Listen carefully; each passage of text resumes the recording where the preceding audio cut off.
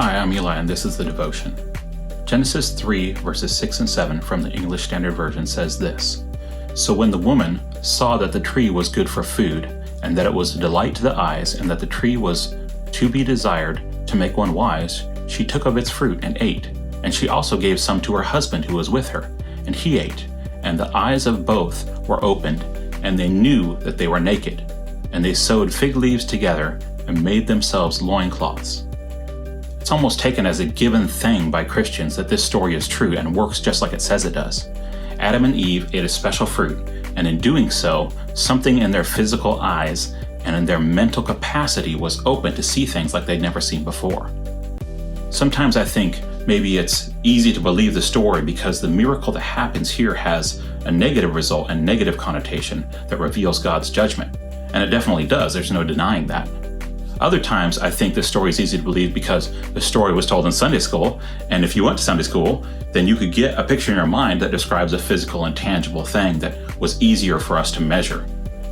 But another verse talks about this same principle and idea in King James Version, Psalm 34, verse 8. O taste and see that the Lord is good. Blessed is the man that trusteth in him. If you think about it, Adam and Eve had their eyes opened through faith. Sometimes you can have faith in the wrong things, but both of these scriptures talk about spiritual sight, or at least spiritually given sight. But like I said, sometimes it's easier to believe the negative ones because that's how we frame ourselves. In both instances, it came through faith. What if we could believe that just a taste could allow us to begin to see? Because tasting comes through faith. Tasting is dangerous. Tasting is something that involves a huge commitment. However, have I ever told you the story about the time that my wife and I went to Ethiopia and we went to this fancy restaurant and we were just trying to get into the culture and celebrate while we were there? And so I decided that, whatever food they brought out, whatever cultural, authentic Ethiopian food they brought out, I would just eat it because I wanted to enjoy my time while I was in the country. Bad things. Really bad things. So yeah, I can tell you firsthand that taste involves trust.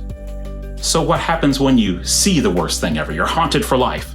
What happens when you hear the worst thing? And you'll lose your ability to hear. But with taste, you could potentially end up dead tasting the wrong thing. So the rule in the natural world is see and taste. Sight rules in the natural world. But in God's kingdom, taste rules. Because when you taste and you consume, you really not only taste, but in a way you feel, in a way you smell, you ingest, not through seeing.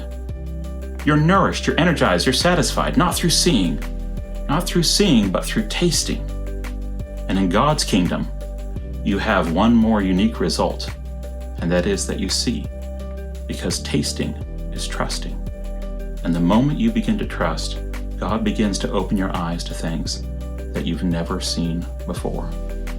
In Holman's version of Jeremiah chapter 15, verse 16, it says, Your words were found, and I ate them. Your words became a delight to me and the joy of my heart, for I am called by your name, Yahweh, God of hosts. But the tasting comes before the seeing. Maybe you're struggling to take that step. Maybe you haven't prayed in a long time. Wherever you are today, take the time. Find God, find a place of prayer. Talk to Him. Make the effort to taste of God and His ways and get into His presence. And even if you've never done it before, if you'll take that time, I promise you that you're going to be able to see things in your life and in your heart and in the values of God that you've never seen before. So I encourage you, make a priority out of tasting, make a priority out of trusting, because God is waiting to show you amazing things. I love you, Portland Pentecostals, and we'll see you soon.